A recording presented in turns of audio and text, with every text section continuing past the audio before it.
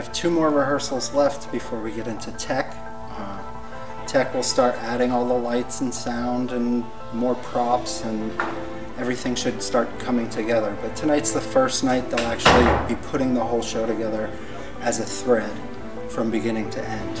At this point, it's really about putting all those pieces back together again. Hopefully in rehearsal we've spent a lot of time on each moment, not only technically, but acting-wise, and how each part of the story is coming together, whether it's moving a chair where it needs to be, or whether it's finding the truth of a specific moment in the story, so that now when we're at this stage where we're just getting it together that last final time before we invite an audience to see it, that it's really about all of those pieces coming together. Because in something with this many moving parts, there's no room for error, really. There's no room for something to be out of place.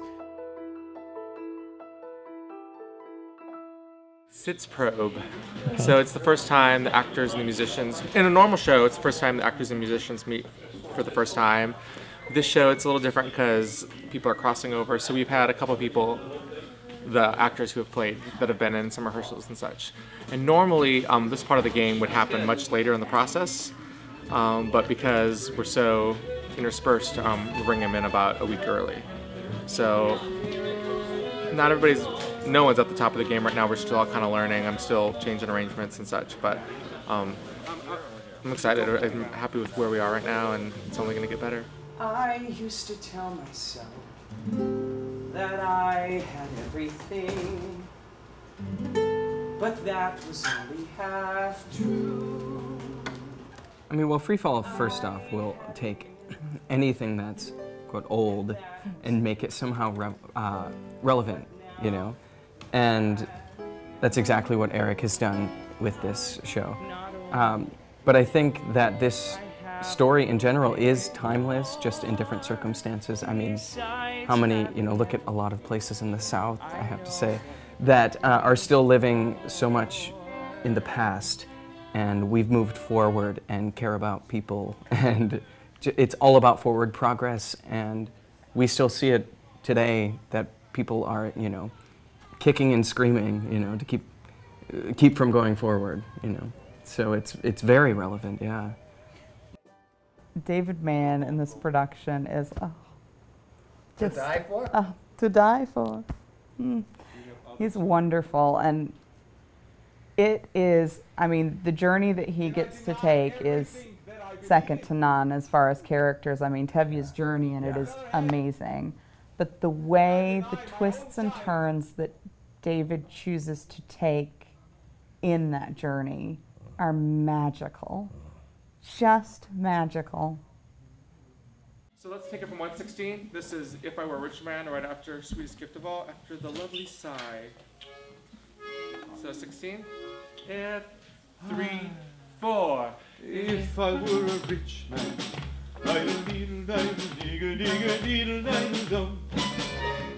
oh, they look like if I were a wealthy man, I wouldn't have to work hard. No, it's, you know, and it's not a role that I would normally play. You know, they're casting against type with me on this. This is not, you know, for whatever reason, Tevye became, when we were just talking about this, when Zero Mostel did it, and then, of course, Topol doing it, it became this sort of, not fat, but, you know, rotund kind of guy. And we're laughing about it because we're like, all they talk about is how poor they are. Everybody's poor and starving. That's all they talk about through the whole thing. So why is everybody fat? You know what I mean? It makes no sense whatsoever. So, but it became the quintessential thing, and you know, we just hope that the audience isn't like, I don't walk out on stage and they go, "That's not Tevye.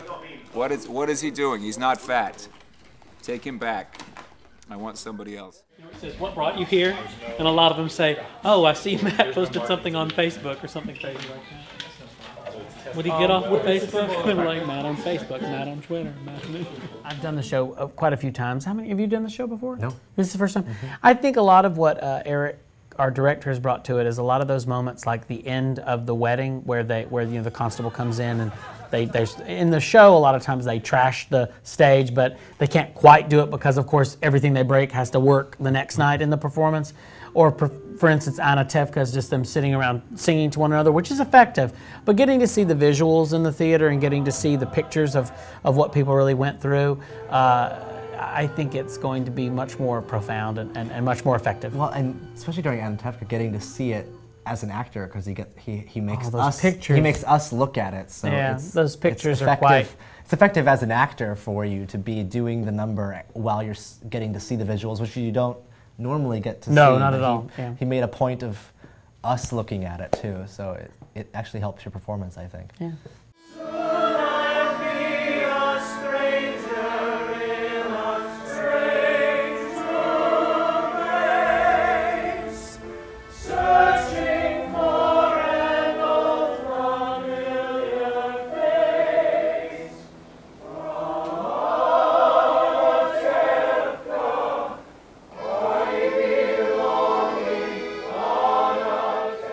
This is probably one of the most unique productions I've ever been a part of. And I have done another actor-musician piece before, and it was unique in its own sense.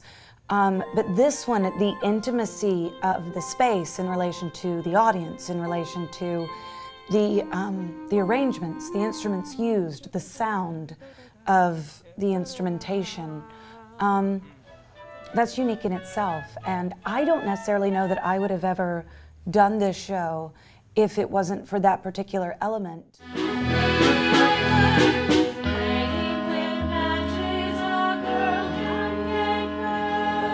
Well, I think the biggest thing with this production is, first of all, it's a classic musical. Everybody loves it, and the original orchestrations are beautiful. People are used to the movie version. John Williams did the orchestrations for the movie, and they're gorgeous. And it's how to fit this into our space. And I think the approach, I mean, Eric always takes a very bold, artistic, and a very honest approach to things. And I think doing this production, we wanted to be honest to the type of music that would have been played in Anna Tevka.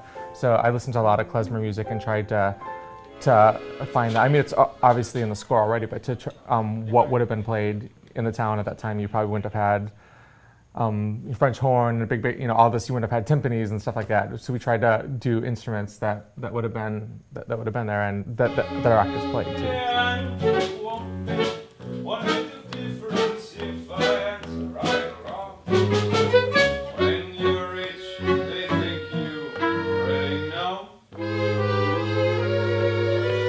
So we're adding the musicians now, and we're actually adding the musicians incredibly early. We'd normally not add them till much later, but because they're so integral to how we're presenting the piece, it was important for us to bring them in so we get a sense of how they're going to affect and change things, because now I have a bunch of new kind of fixes that we have to do to staging things and all sorts of stuff like that.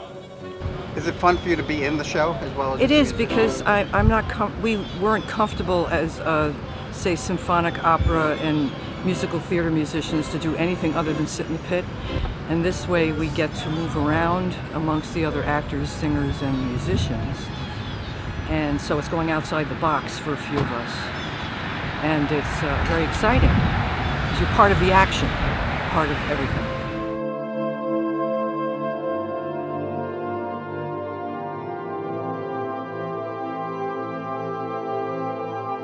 Today we're on our 13th rehearsal.